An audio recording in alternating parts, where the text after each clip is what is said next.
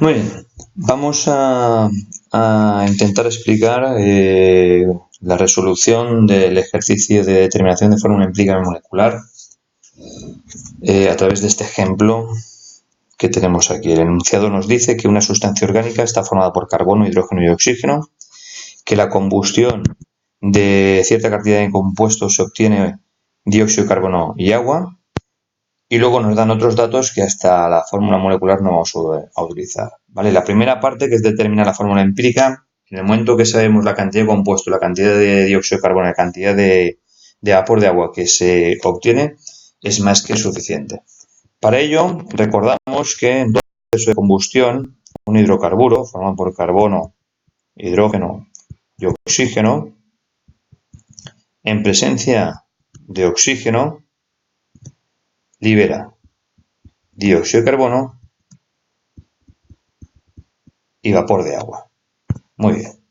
El enunciado me dice que 1,428 gramos de ese compuesto liberan 3,304 gramos de CO2 y 1,125 gramos de vapor de agua. Perfecto. Para resolver el ejercicio vamos a recurrir a la ley de la conservación de la masa, la cual nos dice que la masa de los reactivos es igual a la masa de los productos, la ley de Lavoisier.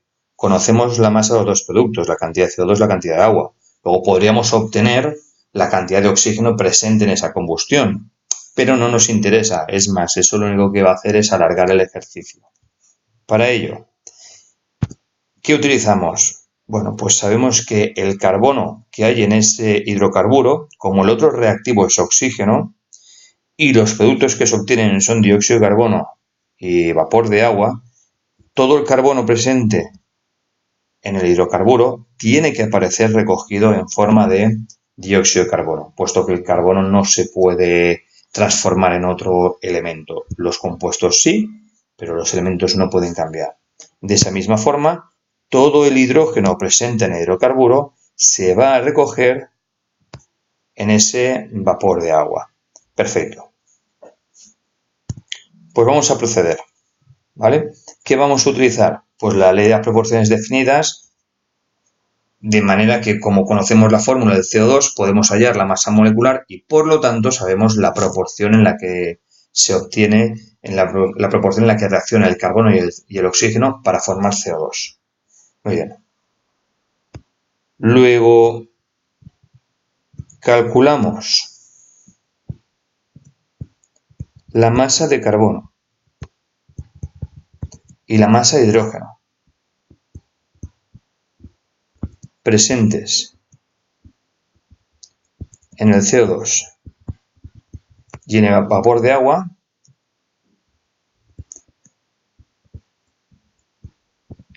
con sus masas moleculares, que es lo que decíamos a través de la ley de las proporciones definidas. Y con ellas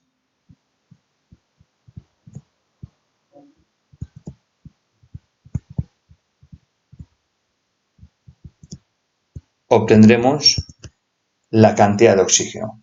En el momento que tengamos esas tres masas, carbono, hidrógeno y oxígeno, ya podemos irnos a esa tablita donde recogemos todo para hacerlo pues bueno, muy esquemático y muy aseado, y por lo tanto obtener esa fórmula empírica.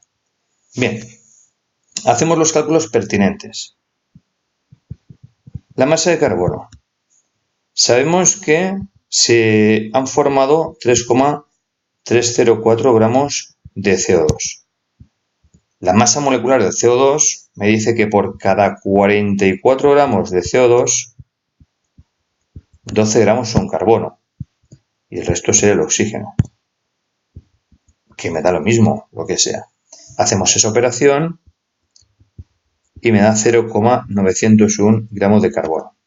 Recordad que en estos ejercicios es importante afinar mucho con los decimales, ¿vale? Porque es muy fácil que luego el compuesto difiera en algún átomo. Entonces, si el enunciado me da 3 decimales, es porque hay que arrastrar 3 decimales para no tener problemas.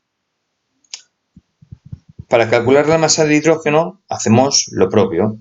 tenemos que se han formado 1,125 gramos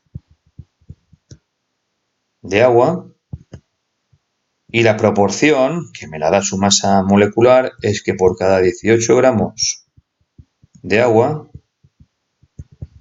2 gramos son hidrógeno. Estupendo. Operamos y esto me da 0,125 gramos de hidrógeno. A partir de ahí, obtenemos el oxígeno. El error común, no común afortunadamente, pero un error grave sería calcular la cantidad de oxígeno que hay en el CO2, la cantidad de oxígeno que hay en el agua y sumarlas. No, eso es la cantidad de oxígeno que hay en el compuesto y el aporte de oxígeno en esa combustión. Que sí, que la podríamos restar y entonces nos la daría, pero es mucho más rápido. Mucho más rápido es coger y decir, mi compuesto teníamos 1,428 gramos. Si yo a esa parte, a esa cantidad, le quito la cantidad de carbono y la cantidad de hidrógeno que sé que hay, que la acabamos de calcular, pues la diferencia obviamente tiene que ser el oxígeno. Que en este caso me dan 0,402 gramos de oxígeno. Muy bien, pues vamos a dibujar la tableta. Hago una pequeña pausa para hacerlo. Muy bien, ya tenemos aquí la tablita que nos va a dejar constancia de los pasos para obtener esa fórmula empírica de manera pues muy aseada. Hemos dicho que hemos calculado la cantidad de carbono, que eran 0,901 gramos de carbono. Hemos calculado la cantidad de hidrógeno, 0,125 gramos. Y el resto, los 0,402 gramos, el oxígeno. Vale. Llegado a este punto, no cuesta demasiado coger y rápidamente sumar para comprobar que hemos hecho bien. 0,901 más 0,125 me daría 1,026 y ese 0,4 pues 1,420 y pico. Sí, a ver, sale, obviamente va a salir, pero que no cuesta nada un rápido vistazo para confirmar que tiene sentido. Bien, las masas atómicas relativas del carbono, 12 para el carbono, el hidrógeno 1 y el oxígeno 16. Aquí hay un error que algunos cometen, que es en esas masas atómicas relativas el hidrógeno poner que son 2 gramos porque piensen en el hidrógeno molecular H2 y lo mismo, el oxígeno O2 molecular y pone 32. No. El hidrógeno molecular y el oxígeno molecular cuando están ellos solos aislados en la naturaleza sí que es O2 y H2, pero aquí estamos hablando de átomos metidos en una molécula. Luego pueden ser 1, 3, 2, los que sean, ¿vale? De todas formas, la masa atómica relativa es la de un átomo, que serán 1 y 16 para hidrógeno y oxígeno respectivamente. Y el siguiente paso ya es a la tercera columna, el número relativo de átomos. Para ello, ¿qué cogemos? Cogemos la masa de carbono y la dividimos por su masa atómica relativa, columna 1 entre columna 2, ¿vale? Lo hago directamente 0,901 gramos dividido entre 12 y me da 0,075. Ojo con el redondeo y voy arrastrando 3 decimales, ya lo hemos dicho antes. Lo mismo, 0,125 entre 1, pues bueno, no podía ser de otra forma. 0,125 y 0,402 entre 16, que me da 0,025. Obtenemos ahora la relación más sencilla, que es dividir todos ellos por el menor, ¿vale? Dividimos el 0,075, 0,125 y 0,025 por el menor, ¿vale?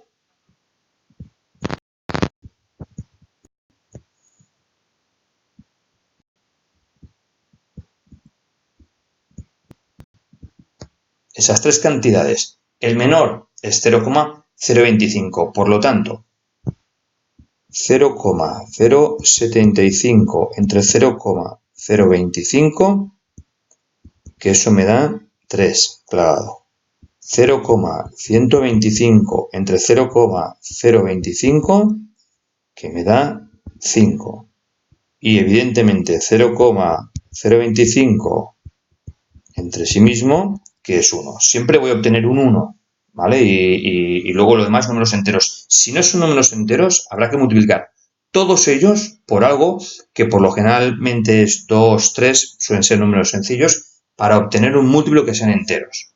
Bien, ya habrá más ejercicios donde poder verlo.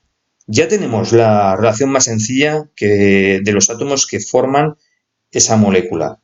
En una molécula, la relación más sencilla, la presencia sería de 3 átomos de carbono por cada 5 átomos de hidrógeno por cada átomo de oxígeno. Eso es lo que hemos obtenido. Luego, mi fórmula empírica, C3H5O. Y aquí entra ese concepto que es inexistente, que lo llamamos masa empírica, lo que pesaría esa fórmula empírica. En lugar de la masa molecular, que es la masa real, le llamamos la masa empírica, que en este caso 3 por 12 más 5 por 1 más 16 me da 57.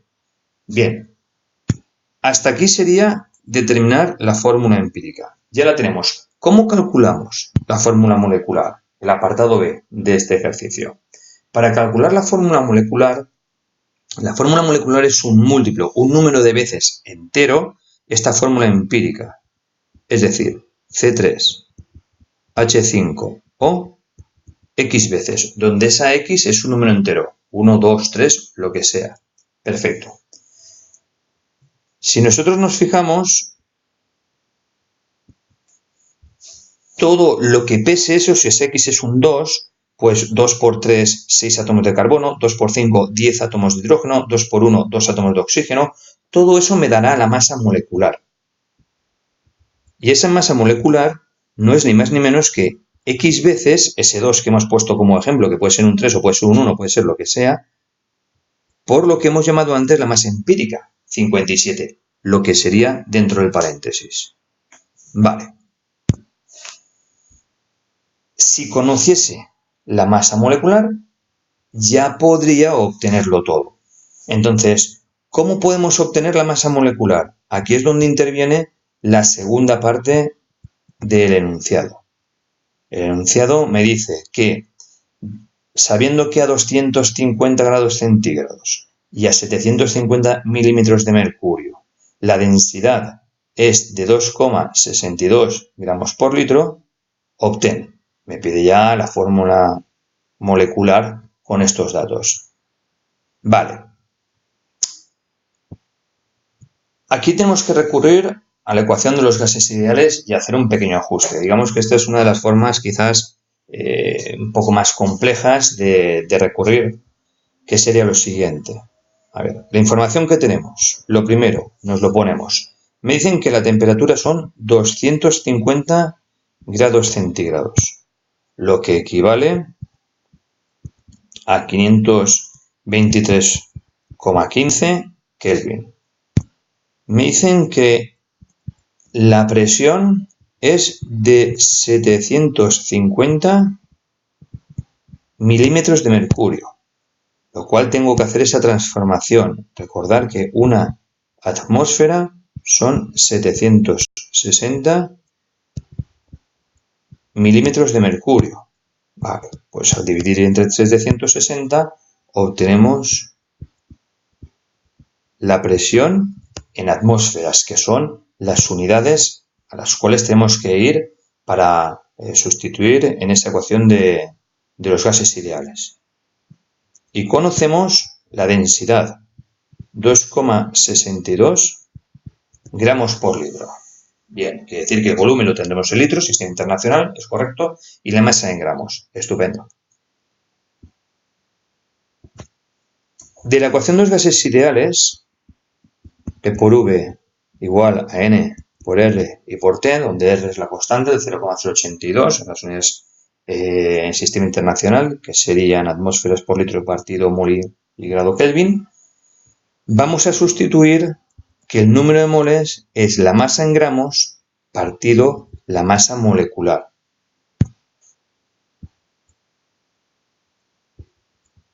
Eso lo vamos a llevar ahí.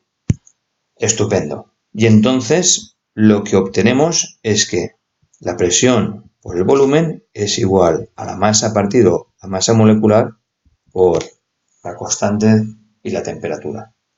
Y también conocemos que la densidad es igual a la masa partido por el volumen. Perfecto. Luego, de todo esto podemos despejar, ¿vale? Y al despejar, ¿qué obtendríamos? Obtendríamos que la presión por la masa molecular, la he pasado a la izquierda de la ecuación, sube multiplicando, es igual a la masa por R por T y todo ello dividido el volumen. Y aquí es donde hacemos ese segundo cambio, ¿vale? Esa densidad, que es masa partido por volumen, la vamos a cambiar por todo esto. Y llegamos a esa relación, muchas veces utilizada para calcular la masa molecular.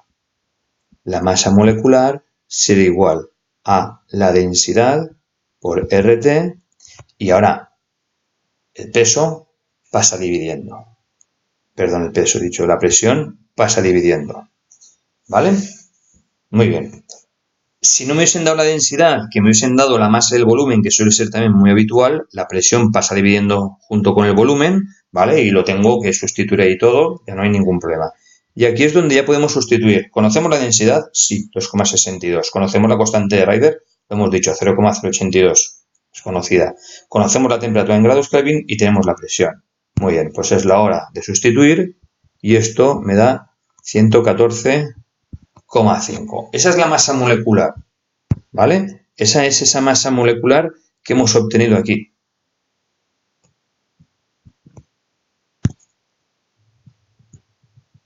$114,5. Luego, ya podemos despejar de aquí la X, que será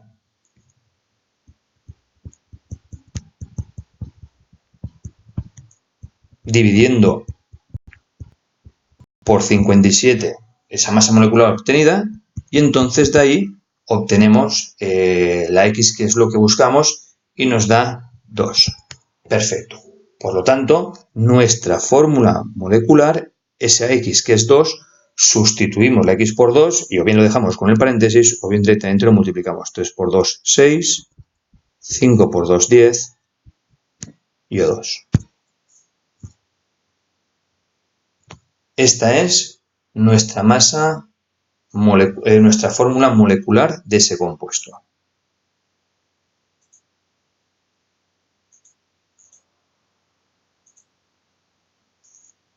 Bien, hemos obtenido ya la fórmula empírica y la fórmula molecular, que era de lo que se trataba este ejercicio, los apartados A y B. Además, hay un apartado C, que era por completar un poco los cálculos, que era la fracción molar de los productos obtenidos al consumirse en la combustión todo el compuesto inicial. Vale. Como hay un aporte de oxígeno el correspondiente, ilimitado, el reactivo limitante es el compuesto. Como se va a consumir todo, cuando se consuma todo el compuesto inicial con su correspondiente cantidad de oxígeno, la que necesite, ahora ya podríamos ajustar. Si conocemos la fórmula, podríamos ajustar, conocemos la fórmula molecular, podríamos escribirla y ajustar la reacción y transformar esto en un ejercicio mejor de estequiometría, pero que nos da lo mismo, no lo necesitamos, ¿vale? No necesitamos nada de esto. Sabemos que todo el compuesto se gastará con la correspondiente parte de oxígeno, la que necesite, y se van a obtener dos productos, dióxido de carbono y agua. De hecho, es lo que nos están pidiendo, la fracción molar de esos productos, ¿vale? Bien.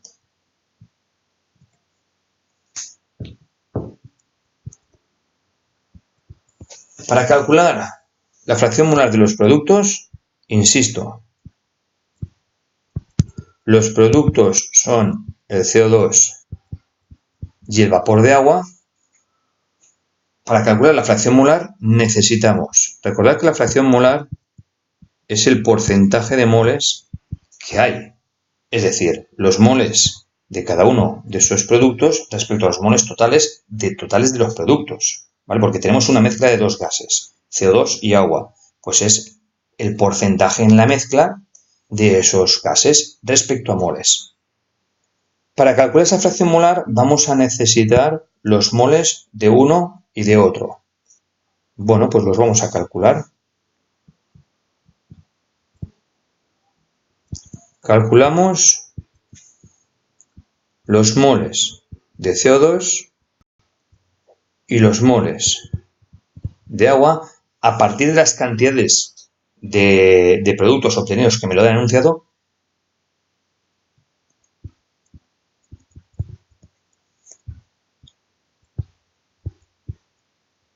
de las cantidades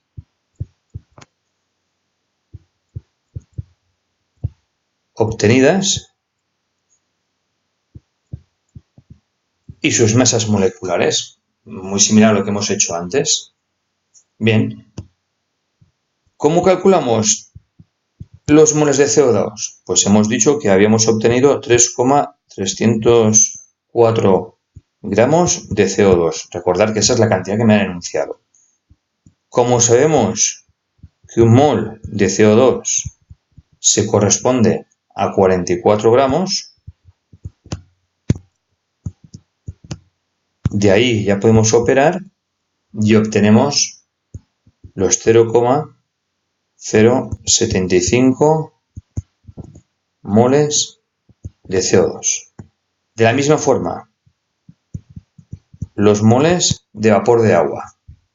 Hemos obtenido 1,125 gramos de agua a razón de un mol de agua, que son 18 gramos,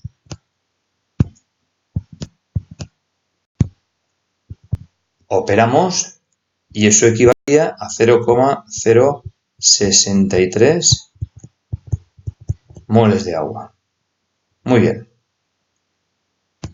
Los moles totales de productos son la suma de los moles de CO2 y de agua, 0,138 moles.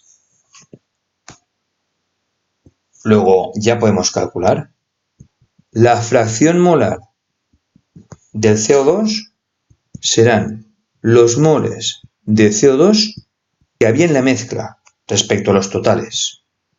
Estamos hablando de la mezcla de dos gases, de los productos. Sustituimos y esto me da un 54,3%. La fracción molar del vapor de agua serán los moles de vapor de agua que hay en la mezcla partido por los totales y multiplicado por 100, es decir, 0,063 dividido entre 0,138 y eso por 100 que me da un 45,7%. Si hemos utilizado los decimales y el redondeo correctamente, la suma de estas dos cantidades me tiene que dar 100%. Es una comprobación a ojo que es fácil hacerla, ¿vale? Si no me da 100%, es que algo va mal o un redondeo se me puede haber ido. Perfecto. Pues ya tenemos ese resultado, ya hemos calculado esas fracciones molares de la mezcla, insisto, sin necesidad de escribir ni ajustar la reacción. Bien, pues este es el ejercicio y esperamos el siguiente.